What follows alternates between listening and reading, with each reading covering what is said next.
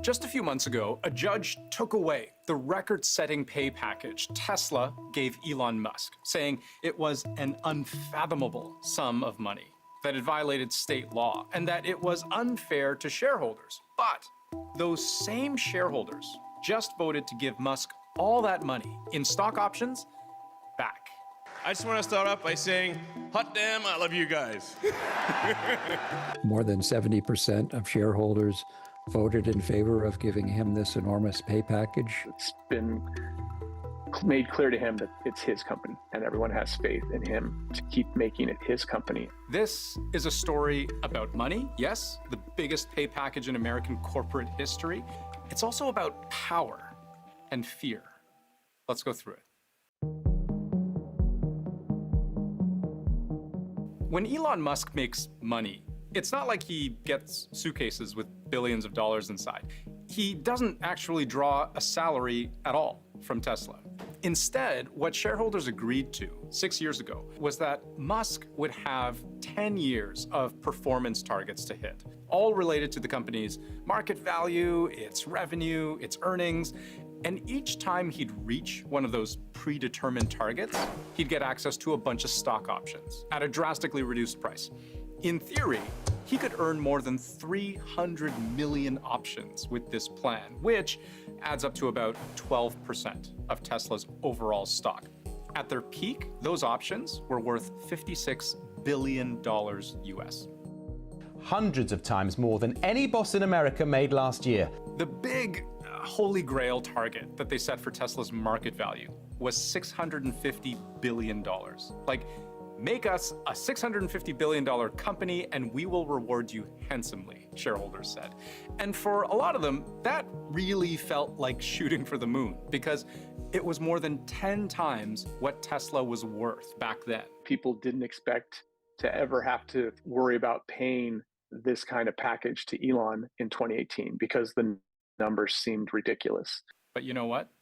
In under 3 years, Tesla reached that goal. And it didn't stop there. To that huge milestone for Tesla, the electric automaker now valued at more than $1 trillion. Musk has met nearly every single performance milestone the company laid out for him. Now, even though a majority of shareholders voted for these targets and rewards all the way back in 2018, a group of them felt the way this played out was incredibly unfair. They sued. They argued that, for example, the Tesla board of directors who pushed this deal were in a conflict of interest.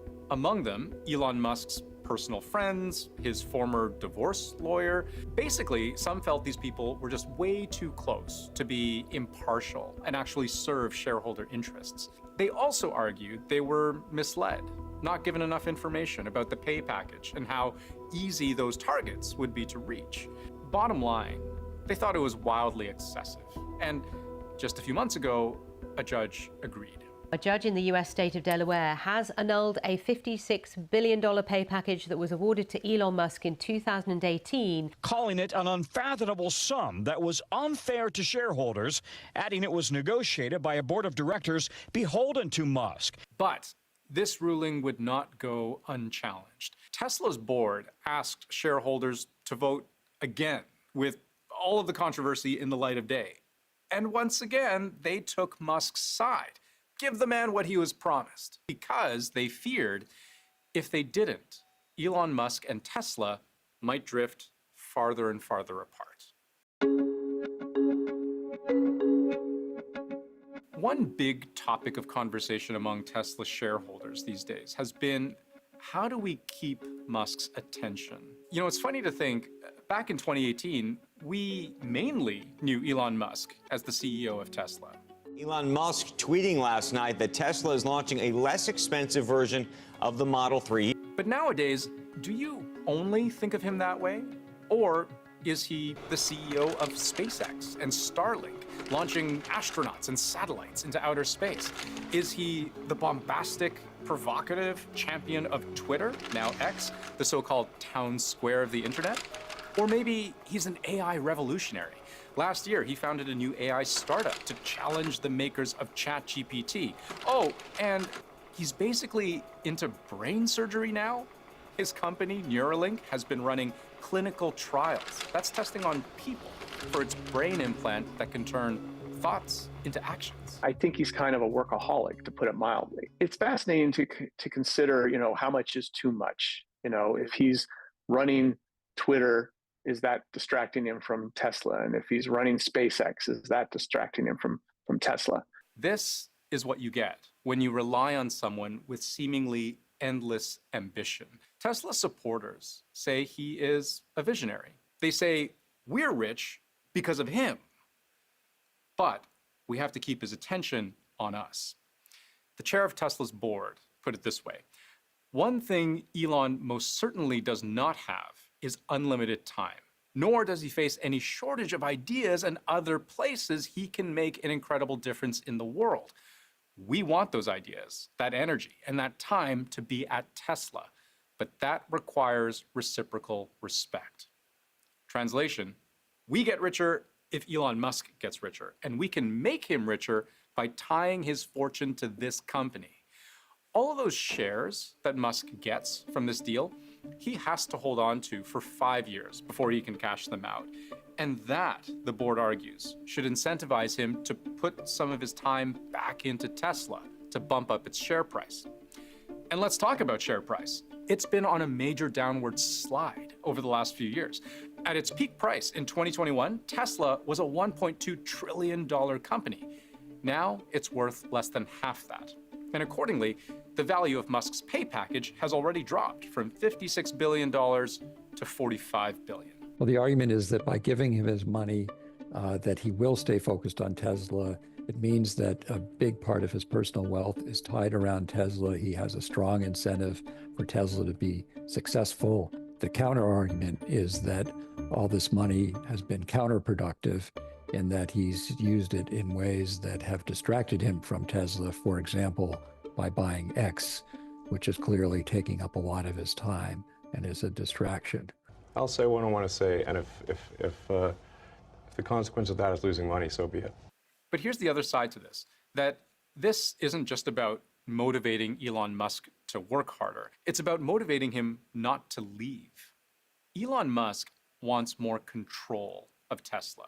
He had to sell a bunch of his stock to buy Twitter for $40-some billion, leaving him right now with just a 13% stake in his own company.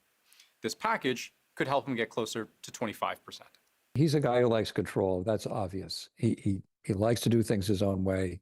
He doesn't like other people holding him back or telling him what to do. And a lot of shareholders are comfortable with that. They think he's a genius, but there's also quite a few shareholders who are not comfortable with it because they feel most human beings do need guardrails. They need to consult with other people. They need to follow rules. Just a few months ago, Musk even publicly threatened to quit Tesla if he didn't get that control, saying, "I am uncomfortable growing Tesla to be a leader in AI and robotics without having around 25% voting control. Enough to be influential, but not so much that I can't be overturned."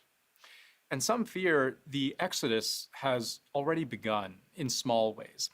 A group of shareholders is suing Musk, alleging he's diverting resources away from Tesla and directing them towards his new AI company. So for many, this vote wasn't just about how much to pay Musk to keep him engaged in his work. It was about making sure he didn't walk away entirely. So what is Elon Musk worth to Tesla? For many shareholders, his vision is his value. Tesla investors see the company as being very intertwined with Elon. It's an extension of his personality and a reflection of his drive and his ambition. It's important to remember the waters around Tesla are choppy right now. Tesla shares under pressure after the EV company narrowly missed earnings estimates and warned that its expansion will be notably lower this year. Tesla is heading to trial in California today to defend a high-stakes lawsuit claiming that its autopilot system caused a crash that killed its driver. The EV industry in general is struggling. China's become a major player in this space, and there are major concerns about whether Tesla can kick things into a higher gear. Elon Musk thinks he can. I think we're not just opening a new chapter for Tesla, we're starting a new book. Okay. One part of that new book, he says, is full self-driving cars, specifically a fleet of fully autonomous robo-taxis, something he claims is on the horizon. Electric car maker Tesla might be rolling out an autonomous taxi service this summer. Elon Musk saying that we will get the unveil of the robo-taxi on August 8th. For the fleet that is owned by our customers, it will be like an Airbnb thing. You can add or subtract your car to the fleet whenever you want. So you can say, like, I'm going away for a week. At just one tap on your Tesla app, your car gets added to the fleet, and it just makes money for you while you're gone. Then there's the question of leaving cars aside altogether and focusing on robotics. On a recent earnings call, Musk told investors that he expects to start using these humanoid robots, he calls Optimus, in Tesla factories later this year. And he said they could start selling them externally by the end of 2025. The goal? To market them as companions, helpers that can babysit your kids, help them with homework. Like, who doesn't want a C-3PO, you know? But a C-3PO plus R2-D2 plus, plus. It would be pretty awesome. I think everyone in the world is going to want one. It's these kind of off-the-wall moonshot ideas that get investors excited about Tesla, and that many might not trust a run-of-the-mill CEO to actually pull off. He's done enough. He's done enough unprecedented things over the past 15 plus years that people didn't think would ever get done or get accomplished.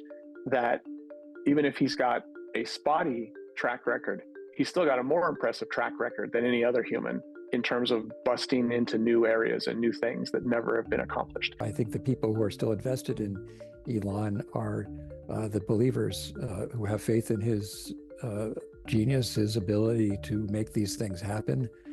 And I think the people who are skeptics have probably sold their shares. So shareholders have had their say, again, approving Elon Musk's big payout. But it's not binding. It's just an argument that the company can now make to a judge to say, you see, you said this was unfair to shareholders, but shareholders want this. What we don't know is whether that will be enough to sway a judge to give final approval.